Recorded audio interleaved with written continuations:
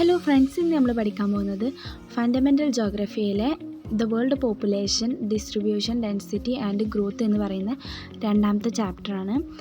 അപ്പോൾ ആദ്യത്തെ ടോപ്പിക് എന്ന് വെച്ചാൽ പോപ്പുലേഷൻ ഡിസ്ട്രിബ്യൂഷനാണ്, ജനസംഖ്യാ വിതരണം.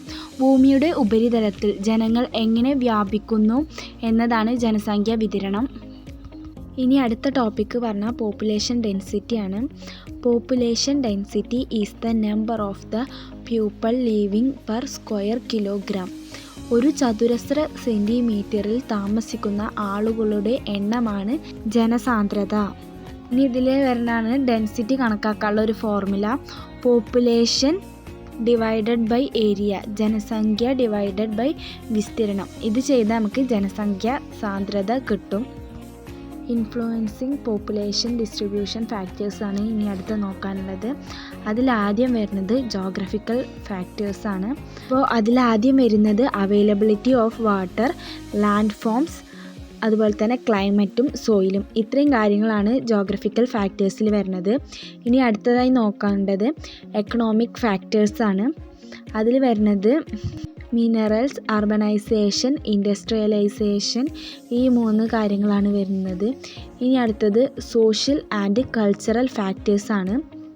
അതിലായി വരുന്നത് religion, culture, government policies and social condition influence ചെയ്യണത് ഈ ഒരു 3 കാര്യങ്ങളാണ്. ഇവിടുന്ന് ഈ ഒരു 3 കാര്യങ്ങൾ പഠിച്ചാൽ തന്നെ നല്ലൊരു മാർക്ക് സ്കോർ ചെയ്യാം. ഈ ഒരു ഭാഗത്ത് നിന്ന് വേറെ കുറച്ച് കാര്യങ്ങളും കൂടി പഠിക്കണം ഈ പോയിൻ്റ് എക്സ്പ്ലെയിൻ ചെയ്യാൻ. ഇനി അടുത്തൊരു ടോപ്പിക് എന്ന് പറഞ്ഞാൽ പോപ്പുലേഷൻ ഗ്രോത്ത് ആണ്, അഥവാ ജനസംഖ്യ വളർച്ച. ഇനി നമുക്ക് ജനസംഖ്യ വളർച്ച എന്താണെന്ന് നോക്കാം. Population growth is the increase or decrease in A population over A period of A time. ഒരു പ്രദേശത്തെ ജനസംഖ്യ ഒരു നിശ്ചിത കാലയളവിൽ വർദ്ധിക്കുകയോ കുറയുകയോ ചെയ്യുന്നതിനെയാണ് ജനസംഖ്യ വളർച്ച എന്ന് പറയുന്നത്. ഇനി അടുത്തതായി നോക്കാൻ പോകുന്നത് 2 തരത്തിലുള്ള ജനസംഖ്യാ വളർച്ചയാണ്. ഒന്ന് പോസിറ്റീവ് ഗ്രോത്തും ഒന്ന് നെഗറ്റീവ് ഗ്രോത്തുമാണ്. ആദ്യം നമുക്ക് പോസിറ്റീവ് ഗ്രോത്ത് എന്താണെന്ന് നോക്കാം. Birth rate is higher than death rate. ജനനനിരക്ക് മരണനിരക്കിനേക്കാൾ കൂടുതലാണ്, അതിനെയാണ് പോസിറ്റീവ് ഗ്രോത്ത് എന്ന് പറയുക.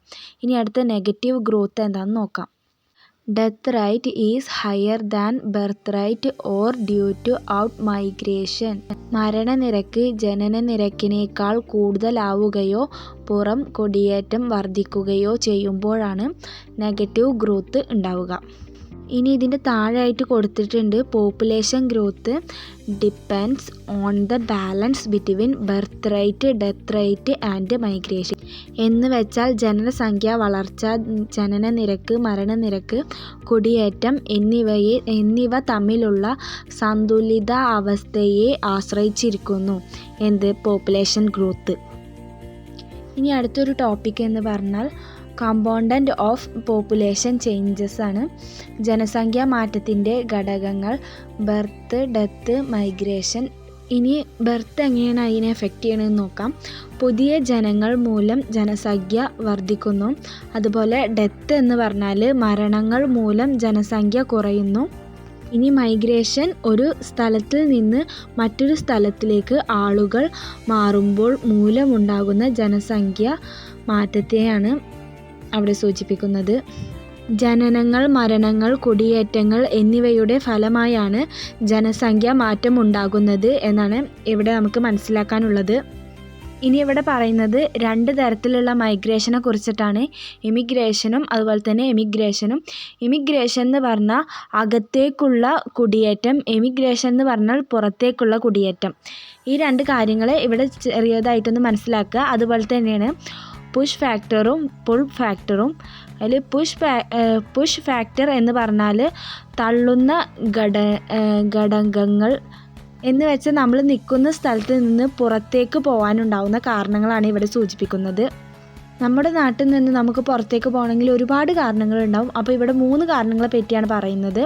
അൺഎംപ്ലോയ്മെൻറ്റ്, തൊഴിലില്ലായ്മ, പോവേർട്ടി, ദാരിദ്ര്യം, അതുപോലെ തന്നെ നാച്ചുറൽ ഡിസാസ്റ്റേഴ്സ്, പ്രകൃതിയിലെ ദുരന്തങ്ങൾ. അതുപോലെ തന്നെ ഇനി അടുത്തത് പുൾ ഫാക്ടേഴ്സ്, ആകർഷിക്കുന്ന ഘടകങ്ങളെ പറ്റിയാണ് പറയുന്നത്. Better job, better education, better health. അപ്പോൾ കുടിയേറ്റത്തെ കുറിച്ചിട്ടുള്ള ഇത്രയും കാര്യങ്ങൾ നിങ്ങൾ മനസ്സിലാക്കി വെക്കുക. ഇനി അടുത്തതായി പറയാൻ പോകുന്നത് ഡെമോഗ്രാഫിക് ട്രാൻസ്ലേഷൻ തിയറിയാണ്. ജനസംഖ്യാപരമായ പരിവർത്തന സിദ്ധാന്തത്തെ പറ്റിയാണ് പറയുന്നത്. ഇതിന് 3 സ്റ്റേജസ് ആയിട്ടാണ് ഇവിടെ തരംതിരിച്ചിട്ടുള്ളത്. അതിൽ ഫസ്റ്റ് സ്റ്റേജ് എന്ന് പറഞ്ഞാൽ ഹൈ ബർത്ത് റേറ്റും ഹൈ ഡെത്ത് റേറ്റുമാണ്. അതുപോലെ തന്നെ സെക്കൻഡ് സ്റ്റേജ് എന്ന് വെച്ചാൽ ഹൈ ബർത്ത് റേറ്റും falling death റേറ്റുമാണ്.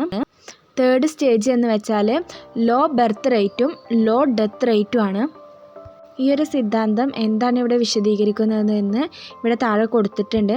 The theory explains how population change from high birth rate and death rate to low birth rate and death rate over time.